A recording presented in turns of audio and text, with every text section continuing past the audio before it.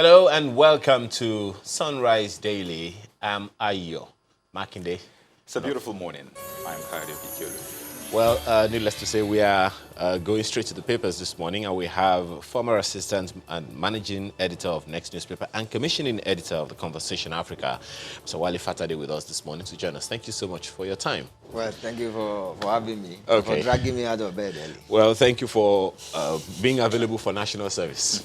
Okay. Okay. We begin with the Guardian newspaper, and of course, it leads with this one. Government may reveal 2020 budget over coronavirus, and says vaccine underway as global economy loses $50 billion. WHO urges production of more protective items. Senate laments poor preparation against virus in Abuja. Repent, seek forgiveness, GNI tells public. I don't know which one of these catches your fancy this morning. Well, the budget must get all of us bothered or worried or concerned, because apparently industries are closing down in China and India. And these are if you know the history of the trajectory of our oil sales, China and India are one of our largest partners or buyers. I think China actually should be the largest now. And then because the epidemic is on, so they have been forced to close down some industries. And so our budget will definitely be reviewed. We are holding the wrong end of the stick now. Well, one other thing that's arisen as a result of that is how the spread of the virus is affecting oil prices globally. That's what I'm saying, because I think they are going down now to 53. Was it 63 we were based on the estimated revenue from the budget? So budget are estimates. So apparently now we are building something on nothing. So we have to go back to the drawing board and review that, and that's going to be serious for us. And that's despite the fact that we have a deficit of some 2 Definitely, trillion. which our government is trying to do by taxing everybody and everything taxable inside. So it's going to be tough. The worry you have is that do we have astute finance or economic managers who can navigate us through this precarious moment? That should be the concern for all of us. Okay, one other concern is that of the Senate that laments poor preparation against the virus in Abuja. I think it was a visit of the Senate President himself. Is Abuja just Nigeria? I mean, somebody was telling me which day that, I think it was yesterday or the day before yesterday, one of my colleagues, that his father has never been to Abuja. The father is in his 80s and is well educated, well literate, a former chartered accountant, but he has never been to Abuja. And so Abuja is not Nigeria. But that's not to say it's not important to prepare. I'm not saying that, but I'm just saying that the class selfishness and crass selfishness, and I hope that is not a foul word, is what I'm worried about. That what about Abuja? Do they go back to their constituents at their various states and know what the preparation is there in their place? Well, it's not that there is no preparation. It just says it's poor. It's not. Yeah, I'm just saying, and I'm saying that fine, that's a valid observation based on what he saw. But I'm saying Abuja is not Nigeria. Nigeria is more than Abuja. There are other points of entry. Kano has an international airport. Port Harcourt has an international airport. What is happening there? And apparently they have said that work is definitely ongoing to ensure that those ports of entries are also guarded adequately. It's understandable. I'm sure you probably pay attention to Lagos, but that's not to put down because I live in Lagos. What you have raised. It's understandable. Yeah. The important thing is that we ensure that we're vigilant. And then if you watch which country in Africa just got it now, the last one, the latest one, was it Morocco or Tunisia? It came via an Italian who was Morocco. On board of a ship. Yeah. And so it's not just airports. What about their points of entry on our ports, at our ports rather? All ports of entries are covered according to the Minister of Health. So that should be something. But we saw what happened in Lagos. We saw how people came in and they were not screened, even though there is an incubation period for the virus to manifest. But when you let everything go, we should all be bothered about everywhere in Nigeria. That's what I'm saying. And our Senate is strategically positioned as overseers of all those ministries and departments and agencies to ask questions about every point of entry, not just Abuja. The next one is right under the pictures you see there. Oshiomhole vows to remain APC chair despite sacking order. The story continues on page 6 and 14 as well as 15. Party promises to obey court verdict. Peace back to party, says Obaseki. Lawyers differ on court decision. Yeah, but lawyers are trained to argue all sides of an issue. So that is, for me, that is expected. But did you see Due this? respect to my former employers, I won't cast such an headline. Lawyers should differ on the. But I think Mr. Oshomole is on his way out. Because there is a rider there that party promises to obey. Court verdict. I choose as a journalist to read that they are obeying that court verdict. And for Mr. Obaseki, is that Yoruba proverb? That God will give your enemy enough work to do so that he won't have time for your own matter. I think that's what has happened to Oshomole now. Part of what we are seeing is that in 2015, and I remember, without any immodesty now, please, I was the one who coined that phrase for APC as special purpose vehicle. And I'm sure lawyers and accountants, they have a better understanding of that word. A special purpose vehicle is set up solely for a transaction. It's a legal entity, a subsidiary of a parent company. And after that transaction is concluded, the special purpose vehicle is winded up. What are you implying? What I'm implying is that the APC must crash. The glue holding APC together, whether people admit it or not, is President Muhammadu Buhari. And President Buhari is not due, he's not legally entitled to another term after 2 terms. And so the glue must break away. You do know there's a reconciliatory committee that's been set up by the party. Where is the report of the committee? The governor you alluded to yesterday was saying that, well, this is not a time to celebrate. This is a time to actually consolidate and ensure that there is peace. That's what he says in the public. And you and I know about soundbites. That's different from what happens in the private. Are you privy to what happens behind the scenes? And I can tell you that. Scenes? Yeah, I can tell you that. I mean, when someone wakes up and tell you that before a former governor visits a state, he must take approval, he must take permission, what does that suggest? And so those are the kind of issues we have. And you know, it's one of those things that make our democracy, 20 years now, this one, whether it's the 4th or 3rd republic, that makes it so fragile. True political parties are representative features of a democratic experience. We don't have that. I mean, look at the components of APC, CPC, Action Congress, New PDP as they were called. You would observe that CPC has been having higher hand. And solely possibly rather because of President Buhari as the face of CPC. But check the key appointments. They have been going to CPC. And you see the president gravitating more towards the CPC. The other thing for me is that those who back Oshomole, I think they must be strategizing now. Because it's obvious that the party might be slipping away from their hands. So you think this is just the beginning? I think so. The denouement is far. But then the worrisome thing that should concern those of us who are citizens is that, who are not politicians or who are not APC members, is that it shows how we are low on governance, but we are high on politics. Which also raises the issue, I mean, because you've repeated what many people have often said, which is the fact that the one individual is the reason a particular institution is very strong, and that should be disturbing. Yeah, was it not the former U.S. President Barack that tells us that we don't need strong people, we need strong institutions? It's no more glaring than our political parties. Check across the entire gamut. Which party is really a party? In as much as APC that is on focus now, but APC is not the only one in this mess. Which party is a party? But that's not to say that, I mean, from time and again, we find figures that, bring people together. I think it's normal. Leadership figures. Don't you think that's the case? Yeah, but then what was the end result? Remember your political history. When you have great figures like that, look at Charles de Gaulle, look at everybody. There will be issues after their exit. Roosevelt that gave America the New Deal, what happened after that? And so you see the Democratic Party going through some kind of stormy stormy session. So that's what happens when you have an overbearing figure who is actually the all in all of a kind of structure. The exit of that person creates problem. We've seen that not just in the political sector.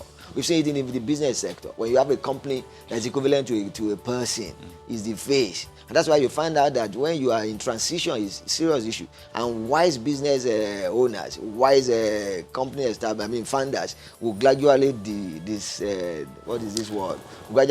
disengage from the company. So you think there should be a succession plan maybe? For who? For the president and the party. Which president? To probably replicate another figure. It is too early to talk about that now. Oh, wow. This is just 2020. We have the election. They have not been in office for a year. Interesting. And so it's part of our peculiar problem, and peculiar drawback feature as Nigeria that we are talking already about the 2023 now. Okay. All right, let's very quickly, Mr. Fatali. U.S. restates $7 million bounty for information on Boko Haram leader Shekau. Yeah. So what do you want me to say? I don't know. It is the U.S. and their own. Remember, how long it took them to get Osama bin Laden. And if America is looking for people like that, they go all out. So it's just to keep it in view that we have not forgotten about Okay. it. Well, the back page of The Guardian has sports. You can check them out. Let's leave it there for The Guardian. And flip over to the front page of the Nigerian Tribune, the big story. We just talked about it. Court suspends Oshiomhole as APC chairman. Ajimobi may act. NWC will respect court judgments. That's coming from the National Secretary. Armored personnel carrier stationed at APC Secretariat. Apparently, the police didn't want there to be any. So that tells you that the powers that be don't want Mr. Oshiomhole any longer. And more riders, Bulama, Ajimobi, Chukwuma, announced as national officers. That story is on page 3. I mean, we just talked about that extensively. But you see right on top of the nameplates, this story, coronavirus puts economy under severe pressure. 2020 budget projection under threat. Oil price drops to $53 per barrel. Apparently, it's about $51 right now. Phones, laptops, clothing, drugs trapped in China. And WHO warns over spread of virus through banknotes. But you take a look at the oil price dropping to $53, now $51 per barrel. And you see our budget benchmark is $57. And people are saying, maybe we should bring that down in the face of this reality. It's not going to be maybe. It's a reality. I mean, because if as an employee, you projected that you'll be getting 50,000 at the end of the month, and your employer now come and tell you that, look, Mr., because of the prevailing circumstances, we are reducing your take-home pay to 40,000. You don't need any soothsayer or any other professor of economics to know and go back that, look, family or your relatives or your dependents that, look, I'm 10,000 short. So we have to recalibrate what we're having. By the way, there's this OPEC meeting in Vienna, Austria, and we're going to be joining our correspondent much later. We understand that there are plans to, cut production and eventually increase the price. But Russia plays a major role in that, and Russia. But the issue again is that if we're in the business of news as journalists. If you remember about 2 weeks ago now, is it about 2 weeks? The NAFDAC Director General actually raised the alarm, Professor Adeyeye. The Mama raised the alarm that we have issue of drug security. Because 70% of our drugs come in from China and India, and their manufacturing companies are shutting down. That's why we need to do something about that. And so we see industries are not opening, they are closing down. And so they don't need the oil that you think you are selling to them. I mean, so we have issue on all fronts. And so coronavirus is actually much serious than we are talking about just the spread or whatever alone. It's going to affect other parts of our lives as well. Wow. When you talk about that drug security, I remember she was saying that the low-hanging fruit is our herbal drugs. But, that's a discussion for another day. But take a look at this one before we move to another paper. Kidnappers to Benue Catholic priest. We're sorry, you're not our target. Freed, given 4,000 naira to treat himself. This is a very curious case. What is that saying? Hope does spring eternal. And we should thank God for little mercies. Because remember, there have been Kali priests that have been killed. There have been pastors that have been killed. The Adamawa deputy camp chairman. So there have been priests that have been killed. So maybe prayers are actually working out. And the question for me that has not been answered is, so who are the targets? Because if they say you're not our target, who are the targets? But, well, that's the Nigerian. You're presuming I speak for I'm saying the question that has not been answered generally. But, as well as other stories on the front page of the Nigerian Tribune this morning. Daily Independent opens with the same Oshiomhole story. Oshiomhole's court suspension jolts APC. Suspended chairman meets NWC members in private office. All his actions henceforth will be illegal. That's according to the national vice chairman. Will obey all lawful orders of court, acting national scribe. Police storm secretariat with 9 truckloads of men. Governor Obaseki Edo, APC, celebrate court's decision. I think that alludes to what you said earlier. Party approves Bulama, Ajimobi, Chukwuma as national officers. We've spoken a lot about that one. Under the picture you see there, coronavirus, FG considers reviewing 2020 budget. Why we can't reveal identity of infected Italian, that's according to the minister. Senate worried over poor state of isolation center. That's another issue. That's, of course, definitely something for someone to consider. And, of course, a number of other stories on the front page of the Daily Independent newspaper this morning. Let's go on. All right. The Vanguard newspaper has got me spoiled for choice. But let's take a look at the headlines. APC in turmoil as court suspends Oshiomhole. Police seal off party secretariat. Oshiomhole files for stay of execution. More riders. APC pledges to respect order.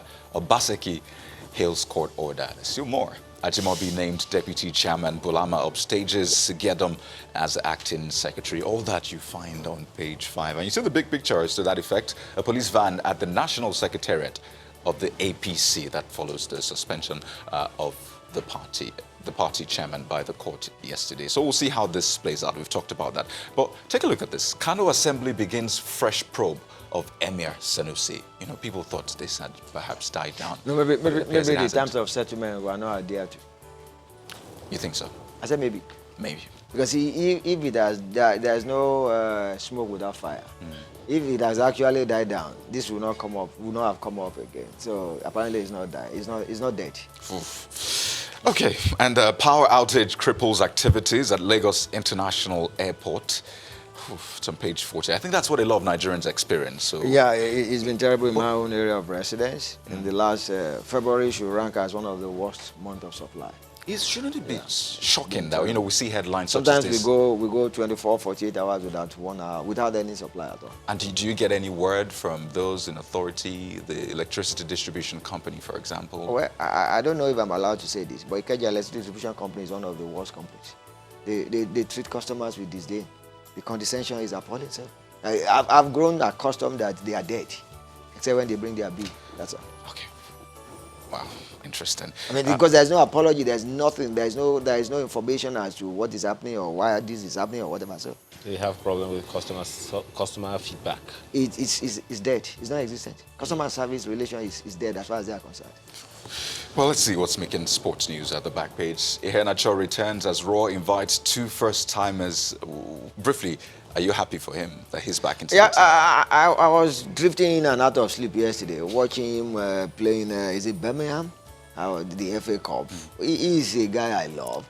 And I think Brendan Rodgers has given him more play time. And good for him. Good for him. Because we need, I was one of those who are clamoring for him to move to Spain.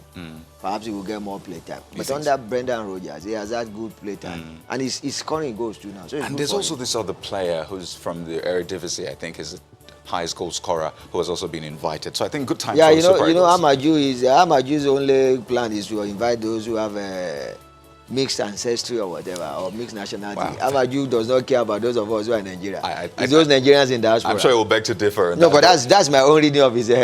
He's always chasing everybody in diaspora. And he could also come for you. But let's go to the Blueprint newspaper. Blueprint newspaper leads with this one on the front page. Rad, please take over APC Secretariat as Oshiomhole suspension sparks of leadership crisis. Party chairman doesn't honor court orders, that's according to Mustafa. Will comply, says APC. Names Ajimobi, Bukama, others, party officials. Edo chapter, Obaseki jubilate, again, alluding to what you said earlier. But right beside the nameplate there, Auditor General, ICPC, target 180 billion naira savings in new MOU. How do you see that playing out? What does that mean? Is the headline I'm seeing? I don't understand. Well, the Auditor General's savings? report, you know that the Auditor General's report has often, come as and like spoke some 2012 indiscretion. Yeah, of- there on are the part audit of- queries. Exactly. Blah, blah, blah. The Now- House of Reps, I think they are following through on some of those things. Some Yes. agencies that have not had audited accounts in the last 5, 10 years, some 15 years. So I understand that. No, But how would these savings come? they have audit reports, which largely I think the Senate and the House of Representatives are trying to put some bite on that report now, and I think that's the reason that ICPC is working with the Auditor I General's hope so. office. But I think we might be looking into this model of US, which has a General Accounting Office, GAO it is called. It's independent of any agency of government, and it has the prosecutorial powers to actually indict a government agency if it has not done well. We need to give fillip to our people. I think that's what maybe we are doing. Okay, let's see the leadership newspaper. We'll abide by court order on Oshiomhole's suspension. That's what the leadership leads with this morning. Suspended chairman goes on appeal, files for stay of execution. Police take over party secretariat. Bulama emerges party acting national secretary. I mean, that's a whole lot on page 4. But see this one. FG recovers 594 billion naira from whistleblowing In 3 years. How much percentage do they promise they will pay the whistleblowers? The whistleblowing seems to be very, very, very Yeah, but effective. you know, well, let's hope the loot will not be relooted. Where is the effect of those money that you have recovered? What have they been spent about? Spent on. And I hope that story will contain that. I've not read the story. So let's hope the story will tell us what the government has actually done with the money. Are you questioning the fact that, you know, government may not have lived up to its promise of spending such monies on some infrastructure? I answered that on several platforms. On several levels. Number one, as a journalist, skepticism is my first tool of trade.